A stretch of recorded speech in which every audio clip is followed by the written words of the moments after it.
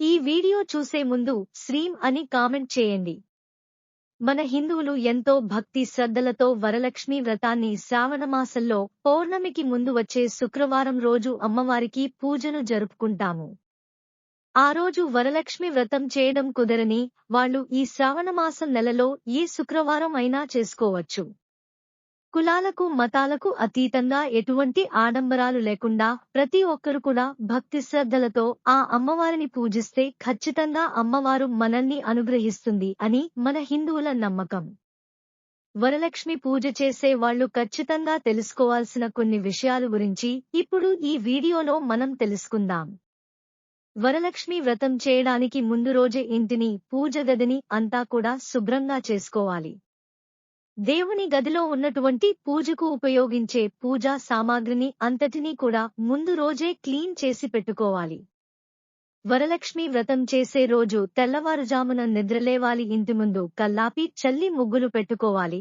ఇంట్లో ఉన్నటువంటి స్త్రీలు తల స్నానం చేసి లక్ష్మీదేవికి ఎంతో ఇష్టమైనటువంటి పసుపు, ఎరుపు రంగు వస్త్రాలను ధరించాలి. నుదుటిన కుంకుమ, కాళ్లకి పసుపు ఖచ్చితంగా ఉండేలా చూసుకోవాలి. అలానే ఆ లక్ష్మీదేవి స్వరూపమైనటువంటి గడపని పసుపు కుంకుమలతో, మామిడి తోరణాలతో అలంకరించాలి.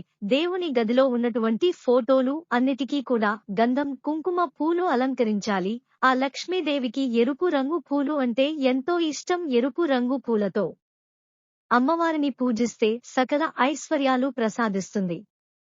ఈ వరలక్ష్మి వ్రతం చేసేటప్పుడు ఏనుగులు తొండంతో అభిషేకిస్తున్న విగ్రహాలను అమ్మవారికి రెండు వైపులా ఏర్పాటు చేసుకోండి. అమ్మవారికి ఎంతో ఇష్టమైనటువంటి శనగలు, బెల్లంతో చేసిన పరమాన్నం నైవేద్యంగా సమర్పించండి. అరటిపండు, కొబ్బరికాయ కూడా అమ్మవారికి ఎంతో ప్రీతికరం. వీటిని మీ శక్తి కొలది నైవేద్యంగా సమర్పించాలి. వ్రతం ప్రారంభించే ముందు లక్ష్మీదేవి చిత్రపటం ముందు నేలపైన అష్టదళ పద్మం ముగ్గు వేసి దానిపైన పీటను ఉంచండి. పీటపై ఒక తెల్లని వస్త్రాన్ని ఉంచి పైన బియ్యం పోయండి. బియ్యం పైన ఒక కలశాన్ని ఏర్పాటు చేయండి. ఆ కలశానికి పసుపు, కుంకుమ పెట్టి కలశం పైన కొబ్బరికాయ నుంచి ఆ కొబ్బరికాయకు జాకెట్ ముక్కని పెట్టండి. ఆ కలశంకి మామిడి ఆకులు కూడా అలంకరించవచ్చు.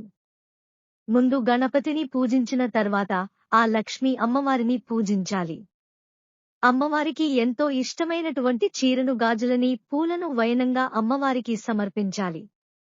అమ్మవారికి ఆవు నెయ్యి అంటే ఎంతో ఇష్టం. అందుకని ఈ రోజు ఆవు నెయ్యితో చేసిన పరమాన్నాన్ని నైవేద్యంగా సమర్పించండి. అలానే వెండి ప్రమిదలో 5 ఒత్తులు వేసి ఆవు నెయ్యి పోసి దీపాన్ని వెలిగించండి. లక్ష్మీ అష్టోత్తరం, లక్ష్మీ అష్టకం, కనకధారా స్తోత్రం ఇవన్నీ కూడా పఠించడం వలన ఆ లక్ష్మీదేవి తొందరగా ప్రసన్నరాలవుతుందని మన వేద పండితులు చెబుతున్నారు. పూజ పూర్తయిన తర్వాత ఒక ముత్తైదువుని మీ ఇంటికి ఆహ్వానించి వాయనంగా పూర్ణాలు, గాజులు, ఒక జాకెట్ ముక్క మీ శక్తి కొలది ఏదో ఒకటి ఇచ్చి ఆమె ఆశీర్వాదం తీసుకోండి. ఇలా చేయడం వల్ల ఆ లక్ష్మీదేవి సంపూర్ణ అనుగ్రహం మీకు లభిస్తుంది. ఆ లక్ష్మీదేవికి సంధ్యా సమయము అంటే ఎంతో ఇష్టం. శుక్రవారం రోజు సంధ్యా సమయంలో కూడా మళ్లీ అమ్మవారిని పూజించి లక్ష్మీ అష్టోత్తరం పఠించాలి. ఇంట్లో సాంబ్రాణి ధూపం వేయండి. సాయంత్రం వీలైనంత ఎక్కువ మందిని మీ ఇంటికి ముత్తైదులుగా పిలిచి వాయనాలు ఇవ్వండి. వాళ్ల ఆశీర్వాదం తీసుకోండి. అమ్మవారికి నానబెట్టిన శనగలు అంటే ఎంతో ప్రీతికరం. అది ఎందుకో ఇప్పుడు తెలుసుకుందాం.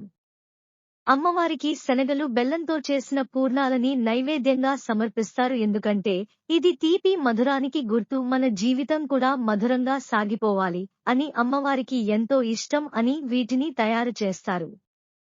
మనకు ఐశ్వర్యం కలగాలి అంటే శనగలు, బెల్లంతో చేసిన పదార్థాలను ఈ రోజున పంచడం వల్ల వాళ్లకు ఉన్న దరిద్రం పోయి ఐశ్వర్యం కలుగుతుంది అని నమ్మకం.